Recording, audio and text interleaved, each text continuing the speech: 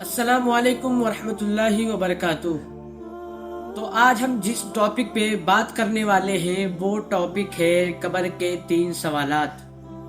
اگر ہم اپنی زبان سے قبر کے الفاظ بولتے ہیں کہ قبر میں 3 سوالات ہوں گے تو ہمیں قبر کے خیالات آنے لگتے ہیں، مائنڈ میں ہمیں الجھن ہونے لگتی ہے، کیونکہ یہ بہت ٹف منزل ہے۔ اگر کوئی انسان اس منزل کو پار کر لے گیا تو باقی کی ساری منزلوں کو پار کر لے جائے گا۔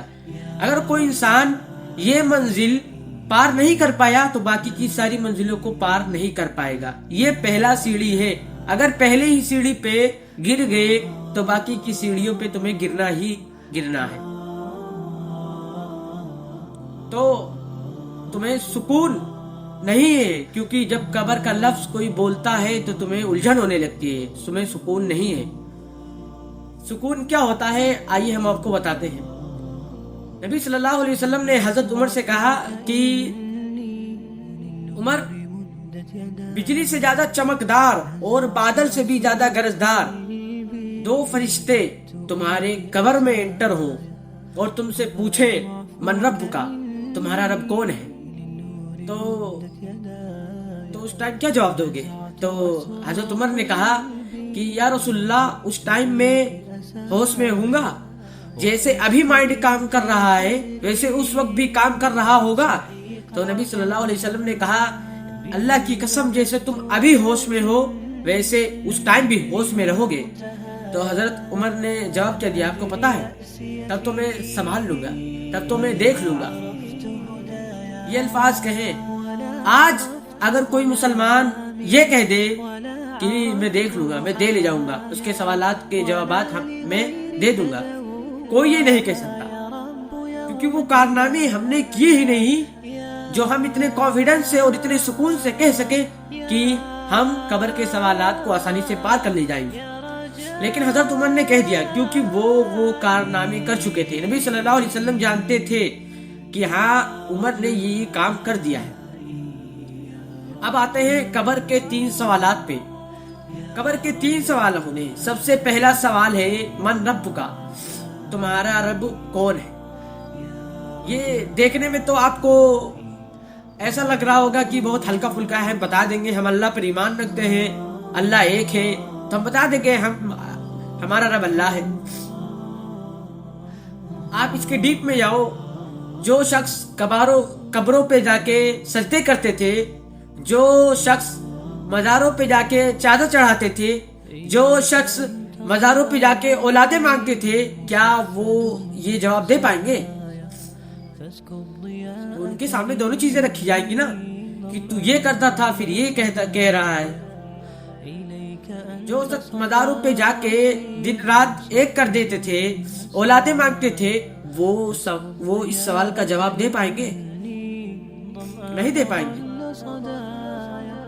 کیونکہ وہ مشکل کشا کسی اور کو مانتے تھے۔ وہ سمجھتے تھے کہ جو بابا ہے یہ اللہ تک دعا پہنچائیں گے، وہ یہ سمجھتے تھے کہ اولاد یہ بابا دیں گے۔ تمہارا اللہ پر یقین ہی نہیں تھا، بھروسہ ہی نہیں تھا، تو تم اس سوال کا جواب دے پاؤ گے؟ جو یہ کام کرتے ہیں وہ یہ سوال نہیں دے پائیں گے۔ دوسرا سوال ہے ما دین کا، تمہارا دین کیا ہے؟ یہ ما دین کا، تمہارا دین کیا ہے، تو ہم تو بول دیں گے ہم تو مسلمان کے گھر میں پیدا ہوئے ہیں، میرا دین اسلام ہے، ایسے بول دیں گے۔ دین کا مطلب کیا ہوتا ہے؟ دین، یہ تو دین عربی ورڈ ہے، اردو میں بھی استعمال ہوتا ہے، عربی ورڈ ہے مالک یوم الدین، یا اللہ تعالیٰ نے دین استعمال کیا ہے، تو یہ عربی ورڈ ہے، اور اس کو انگلش میں ٹرانسلیٹ کرو تو سسٹم بن جاتا ہے۔ کسی کالج، کسی یونیورسٹی، کسی کمپنی میں ایک سسٹم ہوتا ہے، ایک قانون ہوتا ہے۔ آپ کسی یونیورسٹی میں جاؤ گے تو وہاں کے قانون الگ رہیں گے، اگر وہ اللہ کے مطابق قانون ہے تب تو ہم اس کو فالو کریں گے، اگر وہ قانون اللہ کے مطابق نہیں ہے تب تو ہم اس کو فالو نہیں کریں گے، کیونکہ ما دین کا، تمہارا دین کیا ہے؟ ہمارا دین اسلام ہے۔ اگر تم نے کسی اور کی سسٹم کو فالو کیا تو تم اس سوال کا جواب نہیں دے پاؤ گے، کیونکہ دین یہ عربی ورڈ ہے اور اس کا انگلش میں ٹرانسلیٹ کرو گے تو سسٹم بن جاتا ہے. اور دین اور سسٹم قانون، ہر مدرسے، ہر کالج، یونیورسٹی، کمپنی میں قانون الگ رہتا ہے کہ باس آئیں گے تو تم کو کھڑے ہونا پڑتا ہے. یہ رول ہے. اگر وہ اللہ کے مطابق وہ رول ہے تو اس کو فالو کرنا ہے. اگر وہ رول اللہ کے مطابق نہیں ہے تب تک اس کو فالو نہیں کرنا ہے. اگر تم نے فالو کر لیا تو اس سوال کا جواب نہیں دے پاؤ گے. کیوں؟ ما دین کا، تمہارا دین کیا ہے، تمہارا سسٹم کیا ہے، تم کس سسٹم کے ماننے والے تھے.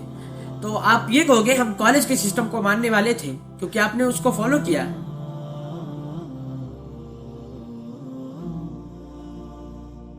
اور قبر کا جو تیسرا سوال ہے وہ ہے من امتی، تم کس کے امتی ہو. آخر میں یہ سوال ہے نبی صلی اللہ علیہ وسلم. جو شخص نبی صلی اللہ علیہ وسلم کے احکامات کو دھجیہ اڑاتا تھا وہ شخص اس سوال کا جواب دے پائے گا. نبی صلی اللہ علیہ وسلم نے جس طریقے سے کرنے کے بتایا کہ ایسے یہ چیز کرنا ہے، اگر وہ شخص ایسے نہیں کر رہا ہے، اس کو الٹا کر رہا ہے، تو کیا وہ شخص یہ جواب دے پائے گا؟ آپ خود ڈیسائیڈ کرو، ہم ڈیسائیڈ نہیں کریں گے، آپ خود ڈیسائیڈ کرو گے. نہیں دے پائے گا. نبی صلی اللہ علیہ وسلم نے شادی کا حکم ایسے دیا کہ ایک دم سادگی سے کرو.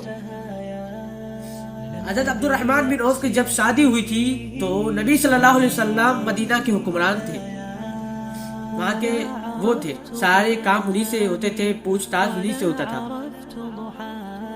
ان کے انڈر میں سارے صحابہ لوگ کام کرتے تھے. نبی صلی اللہ علیہ وسلم جو اس دنیا کے رحمت للعالمین، حضرت عبد الرحمن بن عوف کی شادی ہوئی، نبی صلی اللہ علیہ وسلم کو پتہ نہیں چلا. لیکن آج ہمارے یہاں اگر شادی ہوتی ہے تو پورے محلے، پورے قبیلے، پورے شہر کو پتہ چل جاتا ہے کہ آج ان کے گھر شادی ہے. تو آپ نبی کی احکامات سے تو الگ ہیں، تو آپ اس سوال کا جواب دے پاؤ گے؟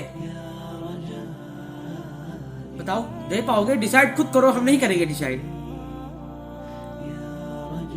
تم کس کے امتی ہو؟ من امتی محمد رسول اللہ. یہ کیسا ہے؟ تم محمد رسول صلی اللہ علیہ وسلم کے امتی ہو تو یہ کام کیوں کرتے تھے؟ اگر تم ہوتے محمد امت محمدیہ کے تو تم جیسا نبی بتاتے ویسا کرتے نا. تم تو ویسا نہیں کرتے ہو. تمہارے یہاں الگ ہی قانون ہے. تم نے الگ ہی قانون لا کے اور اس کو صحیح مان کے اور اس پر چلنا شروع کر دیا. تو یاد رکھنا، میں نے تینوں سوال کو سمجھا دیا ہے اندر جا کے کہ اس سوال کا مطلب کیا ہے. ابھی وقت ہے، سدھر جاؤ، اپنے اعمال کو درست کر لو، ویسا سکون لاؤ جیسے حضرت عمر کے اندر تھا، ویسا سکون پیدا کرو. اللہ تعالیٰ سے دعا کرتے ہیں کہ اللہ تعالیٰ ہم سب لوگ کو نیک اعمال کرنے کی توفیق دے اور ویسا ہی جذبہ عطا فرما جیسے صحابہ کے اندر تھا، ویسا ہی جذبہ عطا فرما جو صحابیات کے اندر تھا، ویسا ہی جذبہ عطا فرما جو محمد صلی اللہ علیہ وسلم کے اندر تھا، دین کا جذبہ. اور چلیے ملتے ہیں اگلے ویڈیو میں. اگر کوئی چینل پہ نیا ہے تو سبسکرائب کر لیں اور اگر ویڈیو اچھی لگی ہو تو لائک کر دیں. ضياء بقايا جفت وغاضت ولا